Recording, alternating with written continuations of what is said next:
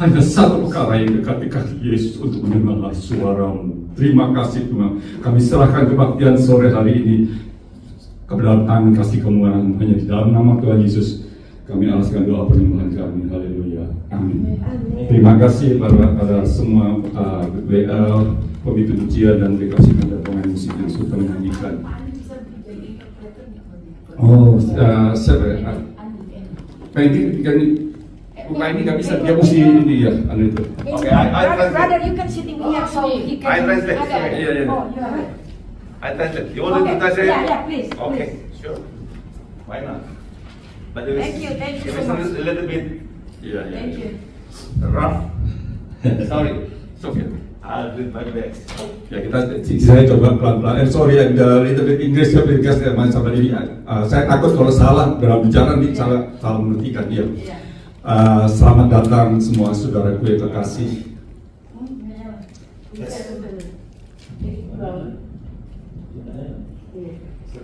Saudara-saudara selamat datang. Saudara-saudara yang kasih Tuhan, kalau saudara boleh kesempatan pada sore hari ini kita bersama-sama untuk memuji dan memuliakan Tuhan. If you guys coming for praise and worship, Karena kasih Tuhan, because of the love of God, pada hari ini kita masih sempat mendengar suara firman Tuhan. that we still able to live to hear the word of God. Iya. Hari-hari ini Lately, bukan hari yang baik. not real good. Karena saya katakan kenapa bukan baik, bukan hari yang tidak baik. Karena hari-hari ini kita mendengar Okay, go ahead. kita mendengar suara ada terjadi peperangan. Saya kemarin melihat juga di mana di news Israel melakukan peperangan besar-besaran. I heard that Israel is make a war, big war to Ya, dia melakukan peperangan di Timur Tengah, di mana banyak jatuh kematian, banyak orang yang gugur dan a lot of mati. dying there. Saya merenungkan firman Tuhan sepanjang minggu ini. I'm thinking about this word of God. Apa yang harus saya sampaikan pada sidang? What I'm gonna say to you guys. Saya waktu beberapa hari yang lalu saya juga melihat di TV ada di North Carolina ya, I was feeling North Carolina. terjadi banjir besar, It's a big flood. banyak kejadian, banyak orang-orang yang rumahnya tenggelam A oleh lot banjir yang of besar. house being destroyed by the flood. Bahkan dari pagi, Even this morning, Anda merasa kayak jam 5 ada gempa? Saya merasakan. at 5, if you guys feel the earthquake, I feel it. Iya. Yeah. Jadi pada hari-hari terakhir ini bukan hari-hari yang makin hari kita mendengar So lately it's not as good. tidak berita yang menyenangkan. It's not good. Oleh sebab itu Amen. Tuhan mempersiapkan kita sebagai anak-anak Tuhan God prepare for us untuk menyambut kedatangan Dia, to accept Him, supaya kita hidup disucikan. so we can be sanctified, Kita harus dikuduskan sanctify Him, supaya kita menjadi serupa gambar anak. so we can be like Him. Sore hari ini saya berbicara firman Tuhan, saya bawakan di This dalam afternoon, I'm gonna say nasihat supaya berjaga-jaga. to the word is to be prepared and to watchful.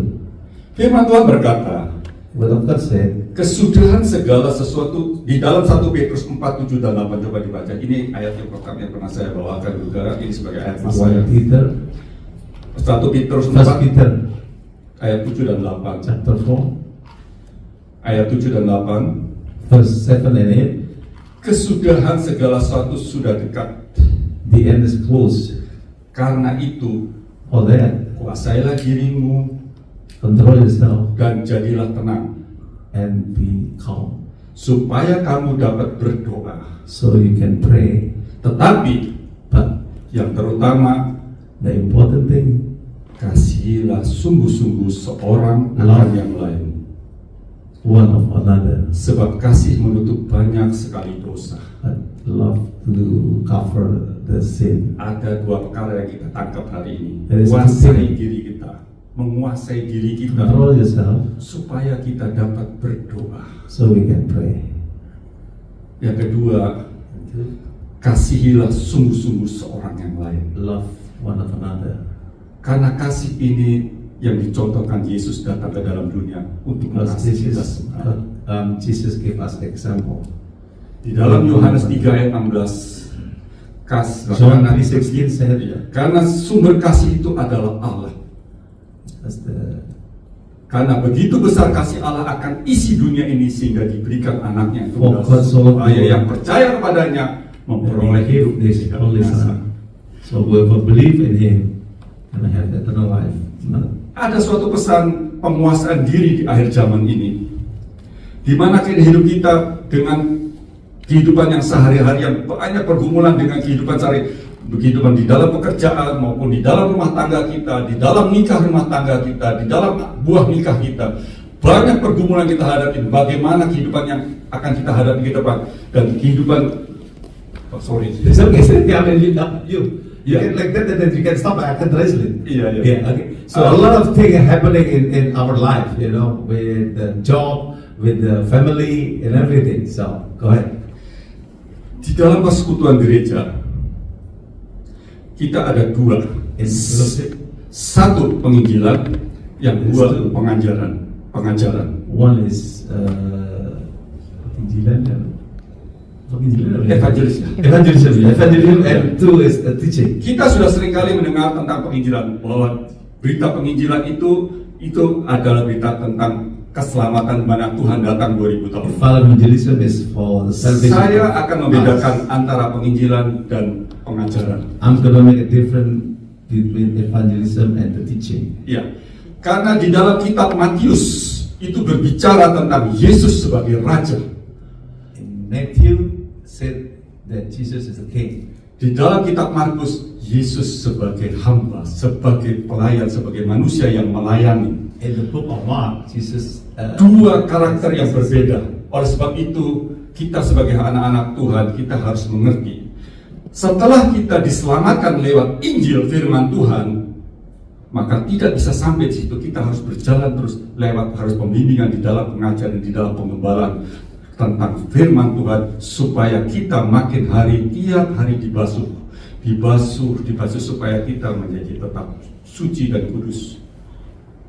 So we cannot just stop after we get the salvation, stop there. We have to continue to receive the teaching and to keep, studying the word of God, so we can be washed.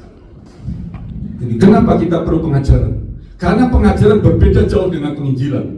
Kalau penginjilan kita berita penginjilan, maka kita baca dulu di dalam kitab Matius pasal 28 ayat 19-20. Why the evangelism is different with the teaching?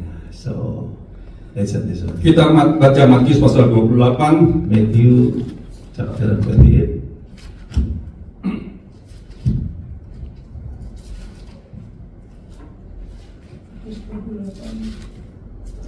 Injil Matius pasal 28 ayat 19-20 itu yang terakhir. 19 and 19 and 20. 20. 28, 19 and 20. Iya. Demikian bunyi firman Tuhan. This is the word of God.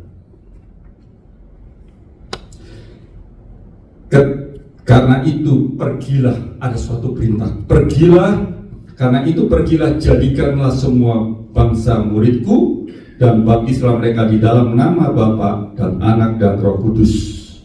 Ayat yang ke-20, dan ajarlah mereka melakukan segala sesuatu yang kuperintahkan kepadamu, dan ketahuilah aku menyertai kamu sampai pada akhir zaman. Ajarlah, berarti berita Pak ajar itu berarti kita mendidik, jemaat mendidik, karena raja di dalam kerajaan ada aturannya semua, tidak bisa berjalan sendiri. Bagaimana kita cara datang kepada raja? Kalau saudara sekarang saudara pada hari ini kita datang ke gereja, kita bisa peruntungan jalan masuk. Selamat hari, happy Sunday. Anda tahu, yang kita datang sekarang kita menyembah ini Tuhan kita raja di atas segala raja. Posisinya dia bukan sebagai Tuhan yang biasa, yang 2000 sebagai manusia, tapi dia raja dan dia punya peraturan. Dan kalau kita sebagai anak-anak Tuhan yang mau dididik dia untuk jadi anak yang sesungguhnya, dia harus belajar menjadi murid, dimuridkan, dan untuk menjadi murid dia harus belajar. Tapi ayat yang di dalam Markus yang pasal 16 ayat 15 sampai 18, coba kita baca, ini penginjilan. Markus 16. Sorry. Too long, but so Matthew said this. Markus. Markus. Mark. Nanti kita membedakan, nggak apa-apa ya kita. Not yet. Just explain on the Oh, okay. Yeah. Oh, the Matthew said that Jesus is king, and we come over here so easy and take it easy, but actually we come to the King of King and the Lord of Lord. So, and we have to listen to what he's teaching. Yeah. Very important on the teaching. And the different with Mark 16 pasal 16 ayat 15 dan sampai 18. Demikian bunyi firman Tuhan. Lalu ia berkata, di sini ia itu Yesus. Lalu Yesus berkata kepada mereka, pergilah ke seluruh dunia, beritakanlah Injil kepada segala makhluk. Beritakanlah Injil, menginjil, memberitakan Injil. Ya. go and preach the gospel. Ayat 16, siapa yang percaya dan dibaptis akan diselamatkan. Nah, ini berita Injil. Siapa yang percaya, selamat. Whoever believe and get baptized. Jadi keselamatan itu diberikan dengan pasti sama Tuhan. Barang siapa yang percaya Tuhan pasti selamat. Tapi tidak berhenti sampai di situ. Whoever believe, then you get yourself, but it's not stop over there. Tetapi siapa yang tidak percaya akan dihukum. Barang siapa Whoever doesn't believe, then gonna be punishment. Nah, di sini berita penginjilan. Tanda-tanda ini akan menyertai orang-orang yang percaya. The Jadi sign seorang of the penginjil, believer is dia diberikan kuasa sama Tuhan. Satu apa? Mereka akan mengusir setan-setan demi namaku. give the disciple the power Mereka akan berbicara dalam bahasa-bahasa yang baru bagi mereka. to cast out the devil and to speak the new language. 18, mereka akan memegang ular, They're gonna hold the snake, dan sekalipun mereka minum racun maut, and even though they drink the poison, mereka tidak akan mendapat celaka. and they don't get harmful to them. Mereka akan meletakkan tangan atas orang sakit dan orang itu akan sembuh. Ini penginjilan. And they can touch the people, and the people that are sick can heal. Nah, saya ingin membedakan tadi di awal tadi. I want to make a difference. Saya masih belum masuk di dalam Injil yang utama ya. Saya cuma hanya membedakan dulu. Beda dengan kitab Matius, kita bukan lagi sebagai orang yang percaya pada Tuhan, tapi kitab Matius kita berbicara orang yang diajar. Orang di dalam kitab Matius, orang yang sudah melewati penginjilan semua. Jadi kita bukan butuh penginjilan lagi, kita butuh pengajaran yang diajar menjadi orang yang dewasa. So we, the one over here, the one that the salvation, that what we need is the teaching, because we got salvation already. Karena itu, saudara sekalian, pada jam sore hari ini, kalau kita dapat mendengar firman Tuhan penginjilan di gereja ini, di sini saya lebih banyak menekankan di dalam pengajaran, ayat demi ayat, pasal demi pasal. Tujuannya supaya Anda dikontrol oleh firman Tuhan, supaya hidup kita terus berjalan bersama dengan Dia. Jadi kalau ada kita salah, Tuhan ingatkan lewat firman Tuhan. Kita berdosa, Tuhan ingatkan. Kalau penginjilan kita dikasihkan tahu, oh kamu tahu nggak, kamu sudah selamat. Tapi keselamatan yang diberikan kepada saudara ada konsekuensinya di dalam.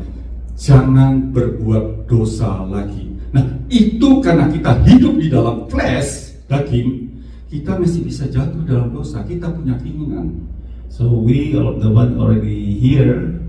We need the teaching because we got the salvation already, and we has to listen to the word of God day by day, so we can be controlled by the word of God. Iya.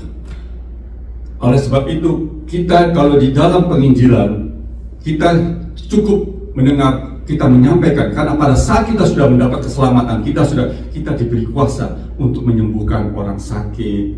Tanda-tanda ajaib terjadi di dalam kehidupan orang-orang yang percaya. Itu penginjilan. Seperti pastor kita Pak Jo, dia pergi kemana? Dia menginjil, memberitakan kabar keselamatan, supaya orang yang tidak percaya atau orang yang jauh dari Tuhan datang dipanggil, untuk supaya mereka boleh mendapat keselamatan janji Tuhan. Nah, setelah dia mendapat keselamatan, dia dibawa ke dalam rumah Tuhan, dididik lewat pengajaran. Pengajaran tentang apa? Pengajaran tentang kabar mempelai. Mempelai apa? Mempelai Kristus di dalam terangnya tabernakel untuk sampai titik puncaknya menjadi mempelai Kristus di dalam Wahyu 19 ayat 6 sampai 9. Our pastor, he's evangelist, and he always go and preach the gospel to everybody. And after that, we are here in the church, lead the teaching of the mempelai, Berarti the bride, jadi mempelai Kristus ya.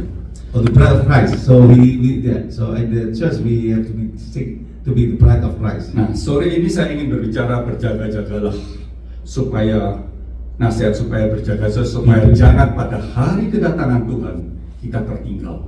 When Jesus come, we got left. Kita baca di dalam Matius pasal 24 ayat 37 sampai 44. Matthew Matius 24 24. Matius pasal 24 ayat 37 sampai dengan 44. Kita banyak-banyak ayat baca firman Tuhan karena saya Today we can allow karena yang saya sampaikan firman Tuhan bukan apa pendapat saya. Kita bisa merenungkan ya. I'm gonna we're gonna read a lot of scripture, not my word, but the word of God. Judulnya ayatnya di atas itu nasihat supaya berjaga-jaga. Title is be prepared. Sebab sebagaimana halnya pada zaman Nuh, demikian pula halnya kelak pada kedatangan Anak Manusia. Sebab sebagaimana pada zaman sebelum air bah itu makan dan minum, sebelum air bah itu makan dan minum, kawin dan mengawinkan sampai kepada hari Nuh masuk ke dalam bahtera, dan mereka tidak tahu akan sesuatu sebelum air bah itu datang dan melenyapkan mereka semua. Dengan demikian pula lah halnya kelak pada kedatangan Anak Manusia. Ya, jadi apa yang terjadi Nuh itu akan terjadi. Seperti mana waktu itu makan, minum, pesta pora, dia tidak tahu apa yang akan terjadi. Tapi sebelum air bah datang itu, dia tidak tahu. Tapi begitu air bah tahu, dia baru sadar bahwa itu sudah tidak ada waktu lagi untuk dia untuk memperbaikinya. Ya, Like the time of Noah, that they live, they eat, they drink, they got married. That's the same thing like us right now. Until ayat yang ke-40 berkata demikian. Pada waktu itu, kalau ada dua orang di ladang, yang seorang akan dibawa dan yang lain akan ditinggalkan. 41, kalau ada dua orang perempuan yang sedang memutar batu kilangan, seorang akan dibawa dan yang lain akan ditinggalkan. Ada dua di ladang, ada dua di kilangan, satu diangkat, satu ditinggal. Kita perhatikan, berarti keselamatan yang Tuhan beri ini bicara bukan pada orang dunia ini. Ini dia bicara kepada anak-anak Tuhan. Berarti ada pada akhir zaman nanti waktu kedatangan Tuhan, ada dua orang di ladang, satu diangkat, satu tertinggal. Tertinggal untuk apa? Harus bayar harganya. Karena Yesus 2000 tahun yang lalu sudah membayar harga. Tapi di dalam perjalanan engkau masih main-main di dalam mengikut Yesus, tidak menjaga kekudusan. Apa kekudusan? Bagaimana menjaga? Yaitu firman. Maka Tuhan menasihatkan pada jam sore ini, berhati-hatilah. Apa yang dijawab di dalam pasal ayat yang 40? Karena itu berjaga-jagalah, sebab kamu tidak tahu pada hari mana Tuhanmu datang. Tuhan datang ada dua macam kepada kita. Kita semua sekarang rata-rata di atas 60 sudah mungkin ya, masih ada yang muda, mungkin ada 40-an. Tapi kita tidak tahu kapan hari itu Tuhan datang. Bisa Tuhan datang bersama-sama di awal-awal menjemput kita semua pada hari kebangkitan itu. Tapi bisa juga Tuhan datang pada bayi perseperorangan. Nah, oleh sebab itu kita diingatkan pada sore hari ini di dalam ayat 42. Karena itu berjaga-jagalah, sebab kamu tidak tahu pada hari mana Tuhanmu datang. Apa terus ya? Tetapi ketahuilah ini, jika tuan rumah tahu pada waktu mana, pada waktu malam hari pencuri akan datang, sudah pasti ia berjaga-jaga. Kalau kita tahu Tuhan pasti datang hari ini, malam ini, hari terakhir, entar malam Tuhan datang, kita pasti sudah berjaga-jaga.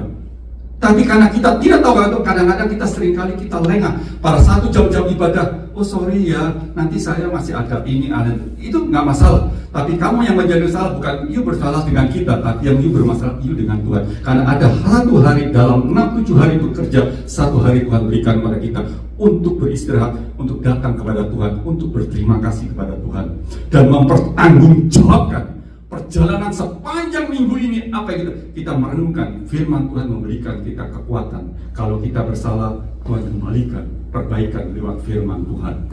Ya, oleh sebab itu di dalam ayat yang ke-43, tetapi ketahuilah ini, jika tuan rumah tahu pada waktu mana pada malam hari pencuri akan datang, sudah pasti ia berjaga-jaga dan tidak akan membiarkan rumahnya dibongkar. Sekali lagi di ayat 44 ia berkata demikian, sebab itu hendaklah kamu juga siap sedia, karena anak manusia datang pada saat yang tidak kamu duga. Jadi saudaraku yang kekasih dalam Tuhan, sore hari cukup tegas bagi kita. Kita diajar untuk dididik, berjaga-jaga supaya jangan tiba hari itu Tuhan datang.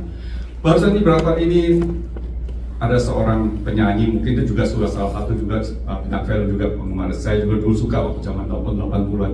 Marissa Haque masalahnya diberitakan jam 1 pagi saudara dipanggil Tuhan. Suaminya nangis sampai mau masuk kubur. Sekarang sakit masuk rumah sakit suaminya. Kok nyangka dia gak ada pesan, gak ada apa, meninggal.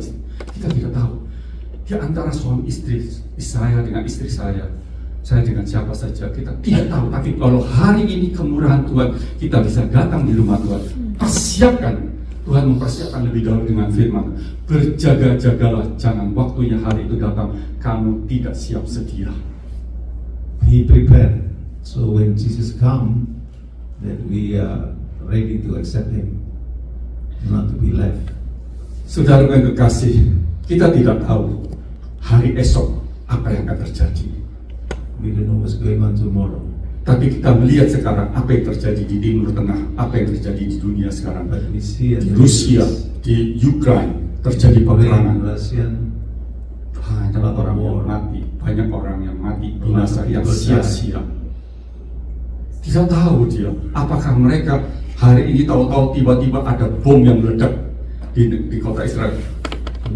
Kalau nggak salah, yang ngirim berita siapa kemarin? Jadi saya lihat Netanyahu di BBB ya, saya dengarkan. Bu Heidi. Heidi ya, saya dengarkan berdiri di badan saya. Dia mengatakan, Tuhan berjanji kepada Musa bahwa Dia akan memberikan tanah perjanjian, tanah Kanaan itu, karena Musa dipakai Tuhan.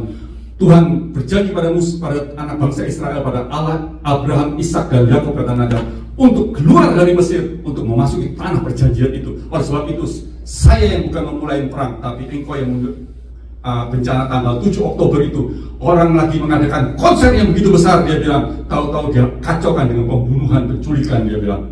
Saya juga mendengar, tegas sekali kata, tapi ini waktunya kita sebelum Tuhan kembali kepada bangsa Israel, karena Tuhan punya hitungan dari bangsa kafir. Berapa jumlah bangsa kafir akan disatukan oleh bangsa Israel nanti sama-sama untuk menyambuti awan-awan. Ingat, jangan bilangan itu genap, kita masih di luar bilangan, kita tertinggal dan kita tidak masuk, kita harus bayar harganya. Ya, ini yang saya katakan seringkali. Saya tidak menakut-nakuti sebagai hamba Tuhan. Maaf ya, saya kadang-kadang ada kata-kata jangan menjadi hamba Tuhan nakut-nakuti. Tidak menakut-nakuti saudara. Anda harus bayar harga yang mana Tuhan berikan dengan keselamatan. Yesus patut sungguh begitu sempurna, begitu mengasihi kita. Oleh sebab itu kalau kita melihat Yesus mati di kayu salib untuk menebus kita, untuk menyelamatkan kita, kita ada kata Tuhan, barang siapa yang mau ikut aku, pikul salib, pikul kuk yang kutaruhkan, pikul kuk itu ringan ada aja. Ya, jam sore hari ini saudaraku, kenapa kita harus berjaga-jaga? Karena kita misi hidup di dalam flesh, di dalam daging. Kalau hari ini kita percaya Tuhan seperti orang di atas kayu salib, dan pada hari itu juga Dia mati, engkau akan bersama aku di kamar Petros. Tapi karena engkau percaya masih ada perjalanan waktu 10 tahun, 20 tahun, 30 tahun. Waktu perjalanan ini daging kita berbicara.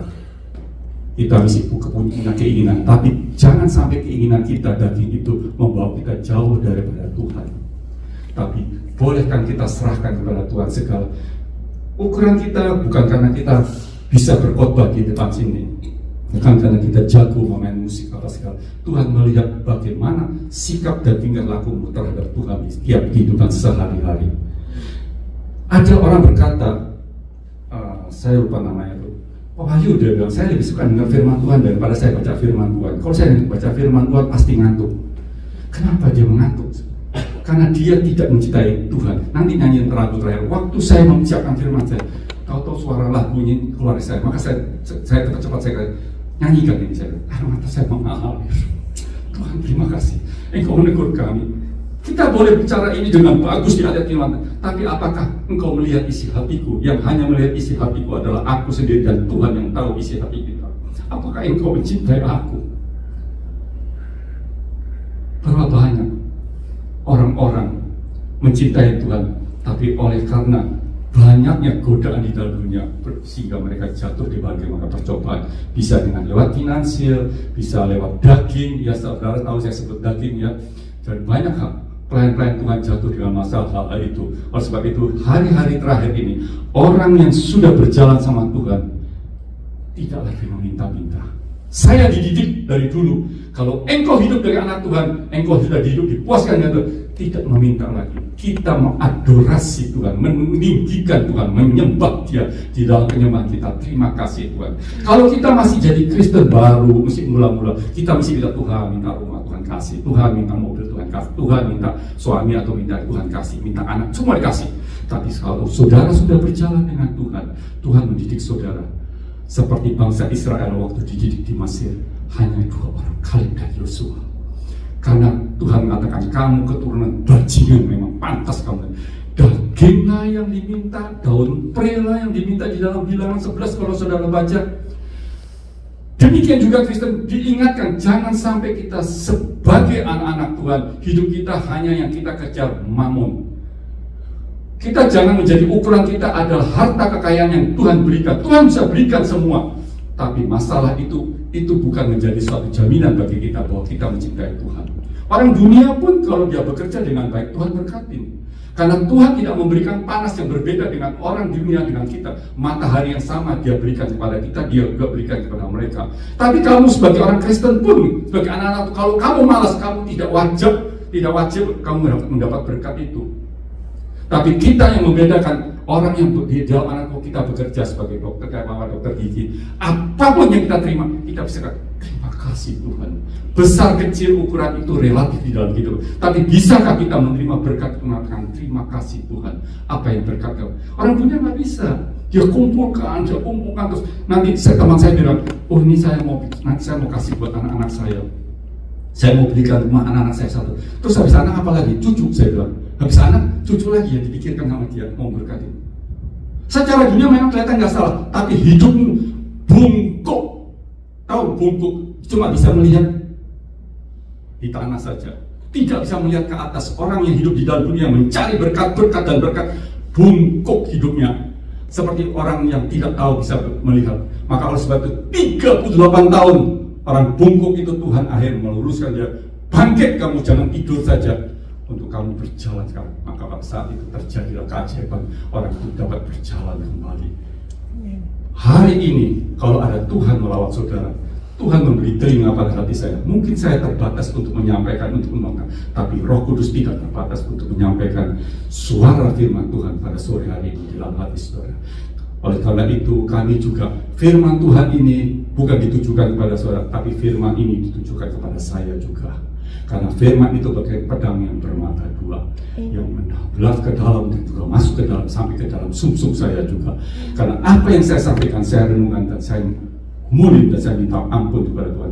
Tuhan, masih ada kadang-kadang keinginan daging saya juga sebagai manusia. Oleh sebab itu firman Tuhan ingatkan, setiap pagi jam 4.30 setengah 5 itu nggak gampang saudara untuk bangun, nggak gampang untuk duduk di depan meja makan untuk kita bangun. Kalau kamu bikin dengan Tuhan, seringkali kita mau Tuhan seperti apa yang saya mau, tapi jangan belajar tapi bagaimana apa yang Tuhan mau. Karena pagi hari sebelum saya berangkat bekerja atau apa sebelum melakukan, datang kepada Tuhan. Renungkan. Karena waktu saudara yang 30 menit, 40 menit yang saudara datang mendengar firman Tuhan tidak cukup untuk melihara rohani saudara sepanjang minggu ini, saudara. Banyak godaan, banyak hal-hal, masalah-masalah yang harus kita hadapi di dalam kehidupan sehari-hari. Belum lagi karena saudara-saudara kita, kalau kita yang berjuang sini, anak keluarga kita ada di luar negeri, ada di negara kita di Indonesia. Saudara-saudara kayak saya istri, adiknya ada di Indonesia. Operasi ini, operasi dia juga pemikiran bagaimana keponakannya dia. Saya tahu kita banyak yang harus kita pikirkan keluarga kita di luar negeri. Tapi kita hari ini kalau boleh datang, kita sempat menerima Tuhan, dan Tuhan memberikan sesuatu kesejahteraan bagi kita. Tuhan tolong kuatkan dan teguhkan hati saya. Kenapa kita harus berjaga-jaga? Kenapa kita harus berjaga seperti firman Tuhan katakan pada jam sore hari ini? Kenapa kita berjaga? Maka kita akan baca di dalam kitab Yakobus 3 ayat 16. 1 Yakobus 3 ayat 16.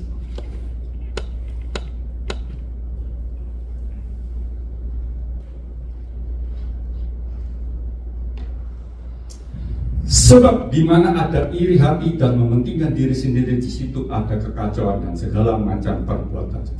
Iri hati, hati-hati kita. Kita sedang kadang-kadang nggak sadar, orang itu kok berhasil ya, saya kok sama-sama kok nggak berhasil. Ada iri hati. Iri hati, cemburu, cara iri hati secara rohani bagus supaya kita lebih maju. Tapi kalau iri hati secara jasmani kita libatkan, akhirnya membuat kita menjadi discouraged, menjadi kecewa. Kita melihat, oh kalau saya sudah ikut Tuhan bertahun-tahun, kok dia biasa-biasa aja ikut Tuhan, ya begini, kok dia malah diberkati, saya kok nggak diberkati. Kesatu itu, iri hati itu bisa menjadikan suatu pembunuhan. Pembunuhan, saya katakan pembunuhan. Kita ambil contoh sekarang di dalam kitab, saya ambil contoh ini dalam Kejadian pasal 4. 16 ya. Coba kita baca 17-18 ya dulu.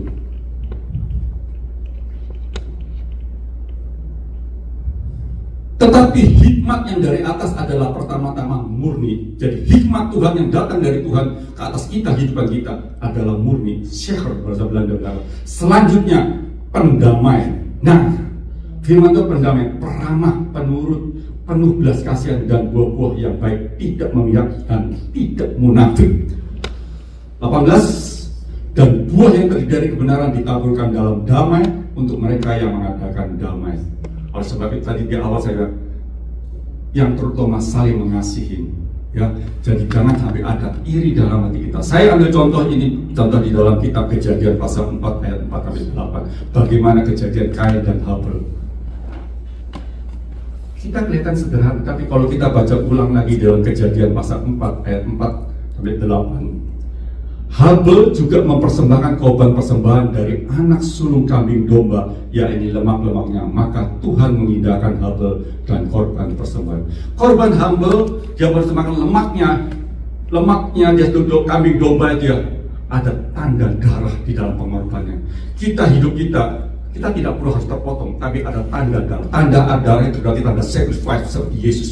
Itu gambaran korban sebenarnya yang diberikan pada Habel, pada Allah Tuhannya dia. Tapi apa yang ayat selanjutnya? Tetapi Kain dan korban persembahannya tidak diindahkannya. Lalu hati Kain menjadi panas dan mukanya muram. Terus selanjutnya, firman Tuhan kepada Kain, firman Tuhan datang kepada Kain, menasihati loh. Sebelum terjadi itu Tuhan sudah nasihati. Firman Tuhan datang kepada Kain, mengapa hatimu panas dan mukamu muram?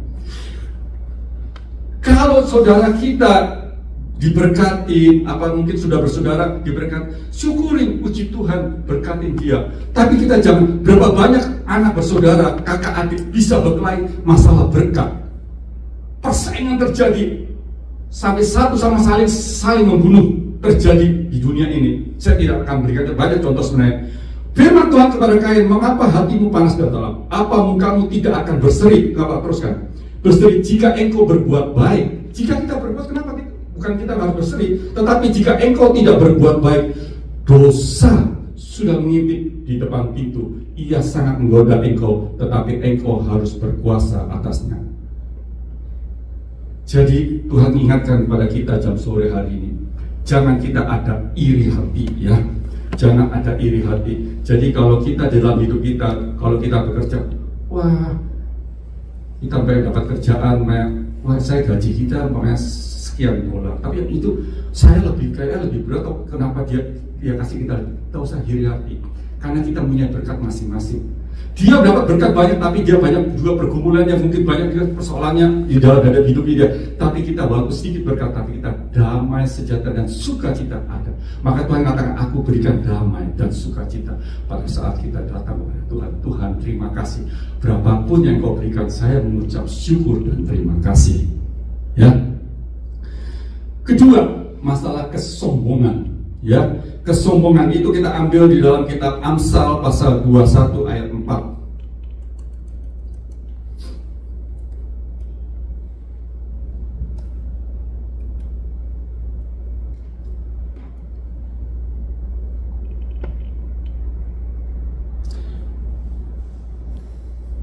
Amsal pasal 21 ayat 4. Mata yang congkak dan hati yang sombong yang menjadi pelita orang fasik adalah dosa. Nah, ini paling bahaya, saudara. Kita tidak lihat. Kesombongan itu kelihatan nggak kelihatan. Kelihatannya biasa, halus, apa segala. Daud waktu berdosa dengan Berseba, dia waktu melakukan adultery, perzinahan, dia memang dihukum, tapi tidak sehebat waktu dia menjadi sombong. Hati-hati. Tuhan benci pada sombong, tapi Tuhan dekat pada orang yang rendah hati. Maka kata Tuhan, rendahkan hatimu, maka Tuhan yang mengangkat saudara. Tuhan benci pada kesombongan. Kalau siapa berhasil, lihat siapa saya pintar. Hari ini kita mau belajar firman. Ini waktu firman Tuhan ini disampaikan, saya teringat. Mungkin kita tidak terasa, tapi Tuhan mengingatkan saya. Ingat, waktu dulu kamu sukses di Indonesia, tidak kelihatan kita sombong sebenarnya, tapi kita nggak sadar, kita mulai congkak di dalam kehidupan kita sehari-hari. Kita mulai makan, minum, apa, pesta pora, apa segala kita pada teman-teman kita. Bukannya kita datang kepada lebih dekat kepada Tuhan, tapi kita memakai kehidupan yang diberkati Tuhan menjadi kesombongan karena keberhasilan kita. Apa yang kita kerjakan jadi, apa yang kita kerjakan jadi berkat. Saya ambil contoh di dalam kitab Tawarikh, 1 Tawarikh 21 ayat 1 sampai 17. Ya, ini agak panjang tapi nggak apa-apa kita bacakan. 1 Tawarikh 21 ayat 1 sampai 17. Bagaimana Daud jatuh, Tuhan menghukum 75.000 binasa bangsa Israel. Itu mengerikan, saudara. Itu mengerikan sungguh betul. Rakyat Israel 75.000 dalam waktu 3 hari binasa Tuhan habiskan, malaikat maut menghantam. 1 Tawarikh 21 ayat 1-17 juga ada, 2 Samuel 24 ayat 1-7, tapi kita baca di dalam 1 Tawarikh. Iblis bangkit melawan Israel dan membujuk Daud. Iblis bangkit. Jadi kesombongan itu ada iblis sebenarnya yang membisikin pada hati saudara menjadi sombong, congkak. Siapa gua, berapa penghasilan gua, nih tiap bulan gua sekian ribu, lu berapa sih kerja, paling lu gaji cuma ceng-ceng. Ya saudara, sombong nggak terasa. Saya duduk tidur aja berkat datang. Jangan, hati-hati. Di sini ada kesombongan. Lihat ya. Iblis bangkit melawan Israel dan ia membujuk Daud untuk menghitung orang. Kelihatannya sederhana, saudara. Dia cuma menghitung bangsa Israel. Terus lanjutkan. Kita baca terus sampai 17. Lalu berkatalah Daud kepada Yoab dan kepada para pemuka rakyat, pergilah, hitunglah orang Israel dari Berseba sampai Dan, dan bawalah hasilnya kepada kau supaya aku tahu jumlah mereka. Apa kata penggawa dia, dia jenderal. Lalu berkatalah Yoab, si penasihatnya dia ini berkata, kiranya Tuhan menambahi rakyatnya 100 kali, dia bilang, lipat daripada yang ada sekarang. Ya Tuanku Raja, bukankah mereka sekalian hamba-hamba Tuanku? Mengapa Tuanku menuntut hal ini? Mengapa orang Israel harus menanggung kesalahan oleh karena hal itu? Sudah diingatkan. Kalau sore ini ada firman Tuhan mengingatkan, ini firman Tuhan bukan untuk saya dan tapi untuk kita semua, mengingatkan kita ada kesombongan, perbaikin. Sebelum waktu kita pulang, kita minta ampun kepada Tuhan. Kata, nanti saya memberikan semangat, kita datang kepada Tuhan, kecongkan hati kita. Oh, ada istri yang hebat, berkata pada anak saya pada itu, dia bilang, aku yang cari duit, dia bilang. Jadi apa kata istrinya, semua suaminya tunduk, apa yang dia perintahkan. Saya bilang sama adik anak saya, benar itu. Oh iya, dia kok orang apa? Ini aku sih cari duit kok semuanya, dia bilang. Ya, suami nggak cari duit, saya bilang, cari. Tapi karena istri yang menghasilkan yang paling gede, jadi suami dia nurut aja. Apa katanya? Lihat, lalu berkatalah Yoab, kiranya Tuhan menambahi rakyatnya 100 kali lipat daripada yang ada sekarang. Ya Tuanku Raja, bukankah mereka sekalian hamba-hamba Tuanku? Mengapa Tuanku menuntut hal ini? Mengapa orang Israel harus menanggung kesalahan oleh karena hal itu? Kenapa bangsa Israel harus menanggung kesalahan terus? Namun titah raja itu terpaksa diikuti oleh Yoab. Maka pergilah Yoab menjelajah seluruh Israel, kemudian kembali ke Yerusalem. Terus, lalu Yoab memberitahukan kepada Daud hasil pendaftaran rakyat di antara seluruh orang Israel. Ada 1.100.000 orang yang dapat memegang pedang. Bayangin, Daud waktu memimpin bangsa Israel ada 1.100.000 orang yang bisa memegang pedang untuk berperang. Dan orang Yehuda ada 470.000 orang yang dapat memegang pedang. Terus, wah ini luar biasa. Orang Lewi dan Benyamin tidak dimasukkannya dalam pendaftaran sebab titah raja itu dianggap kecil oleh Yoab. Karena Lewi itu hanya melayani pekerjaan di rumah Allah, di dalam bait Allah. Terus, tetapi hal itu jahat di mata Allah sebab itu dihajarnya orang Israel. Terus, lalu berkatalah Daud kepada Allah, aku telah sangat berdosa karena melakukan hal ini. Maka sekarang jauhkanlah kiranya kesalahan hambamu sebab perbuatanku itu sangat bodoh. Daud begitu tahu hasil rakyatnya. Jadi jangan, kamu Tuhan sudah tambahkan sudah besar sekali, 100 kali lipat. Tidak, kata Daud, hitung semua dari Dan sampai Berseba. Karena dia panglima, dia takut karena perintah raja dihitung. Waktu dihitung, Daud tahu penduduk berapa tentara Israel waktu jumlahnya tentara dia mengenal itu. Dia tahu aku sudah bersalah. Dia tahu bahwa itu ada kesombongan, ada angka itu. Lalu berkatalah Daud kepada Allah, aku telah sangat berdosa. Karena melakukan hal ini, maka sekarang jauhkan kiranya kesalahan hambamu, sebab perbuatanku itu sangat bodoh. Terus, tetapi firman Tuhan kepada Gad, ini penglihat. Jadi Gad ini adalah suatu nabi yang penglihat, yang apa yang dia lakukan, Tuhan berbicara lewat Gad ini ya. Tetapi firman Tuhan kepada Gad, pergilah, katakanlah kepada Daud, beginilah firman Tuhan, 3 perkara kuhadapkan kepadamu, pilihlah salah satu daripadanya, maka aku, kata Allah, akan melakukannya kepadamu. 1. Terus, kemudian datanglah Gad kepada Daud, lalu berkata kepadanya, beginilah firman Tuhan, haruslah engkau memilih. Sekarang Daud sekarang suruh pilihan sama Tuhan, 3 pilihan yang harus dihadapi. Terus, 3 tahun kelaparan atau 3 bulan lamanya melarikan diri dari hadapan lawanmu, sedang pedang musuhmu menyusul engkau, atau 3 hari pedang Tuhan yakni penyakit sampar ada di negeri ini, dan malaikat Tuhan mendatangkan kemusnahan di seluruh daerah orang Israel. Maka sekarang timbanglah jawab apa yang harus kau sampaikan kepada yang mengutus aku. Wah, 3 nggak enak saudara. Anda harus lari 3 bulan untuk dikejar musuh saudara. Nanti habis itu juga pedang mengejar engkau. Atau 3 hari bangsa Israel harus menerima pestilen, penyakit. Terus jawabnya apa? Ya, lalu berkatalah Daud kepada Gad, sangat susah bagiku. Biarlah kiranya aku jatuh ke dalam tangan Tuhan. Nah, di sini baru Daud kata, biar Tuhan yang menghukum aku, biar aku jatuh ke dalam tangan Tuhan. Sebab sangat besar kasih sayangnya. Kasih sayang Tuhan kepada Daud luar biasa. Dia dari seorang gembala domba yang kecil di padang belantara, Tuhan pilih angkat dia untuk menjadi seorang raja, untuk menjadi pemimpin Israel. Tapi sekarang Tuhan harus menghukum dia. Kasih sayang, tetapi janganlah aku jatuh ke dalam tangan manusia. Oleh sebab itu, teruskan, sore hari ini, daripada kita jatuh ke tangan manusia, orang di luar, lebih baik kita jatuh ke dalam tangan Tuhan. Karena hukuman Tuhan tidak membinasakan, kita memberi kesempatan. Kalau kita mendapat masalah dalam hidup, ada problem, sakitkah, kesulitan finansial atau apa, belajar kita untuk datang kepada Tuhan. Tuhan, terima kasih.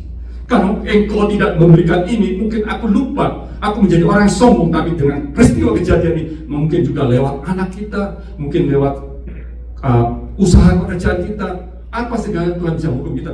Kita berterima kasih karena Tuhan ingin mendidik kita supaya kita kembali jangan menjadi orang yang sombong di hadapan mata. Jadi Tuhan mendatangkan penyakit sampar kepada orang Israel, maka tewaslah dari orang Israel 75.000. Tidak sedikit, saudara. 75.000 tidak sedikit. Terus pula Allah mengutus malaikatnya untuk memusnahkannya, dan ketika hendak dimusnahkannya maka Tuhan melihatnya lalu menyesallah ia karena malapetaka yang hendak didatangkannya itu. Lalu berfirmanlah kepada malaikat itu, cukup turunkanlah segala tanganmu itu. Pada waktu itu malaikat Tuhan sedang berdiri dekat tempat pengirikan Oman orang Yebus. Tetapi waktu Tuhan melihat itu, Tuhan pun tidak tega, saudara. Tuhan tidak tega ada bangsa Israel oleh karena kesalahan seorang pemimpin. Hari-hari akhir ini kita akan mendengar bulan depan Oktober, November ya, pemilihan presiden. November ya. Kita akan memilih yang menjadi warga negara, kita akan memilih presiden. Seorang pemimpin menentukan perjalanan bangsa Amerika ini. Kalau kita salah memilih pemimpin seorang bangsa ini, Tuhan bisa menghukum kita. Karena kita tahu bangsa Amerika ini bangsa yang diberkati. Tapi jangan kita terlalu sombong menjadi bangsa yang besar. Seringkali kita mengecilkan bangsa-bangsa yang lain. Tapi hari ini kita melihat, kita harus memilih, kita berdoa, Tuhan siapa yang bisa supaya Amerika kembali menjadi great again, supaya Amerika kembali takut akan Tuhan. Ada dua pilihan. Saya tidak menjadi berbicara politik, tapi saudara tahu masing-masing siapa yang harus Anda pilih untuk menjadi presiden. Oleh sebab itu pada sore hari ini, kalau kita ada kehidupan kita, ada kesombongan, mari kita datang kepada Tuhan. Ampuni saya, ampuni, karena Tuhan itu pengantara kita dengan Allah lewat Yesus. Maka Yesus dengan mudah mengampuni. Maka saudara jangan berbuat lagi. Ya, yang ketiga, hawa nafsu. Kolose 3 ayat 5. Kolose 3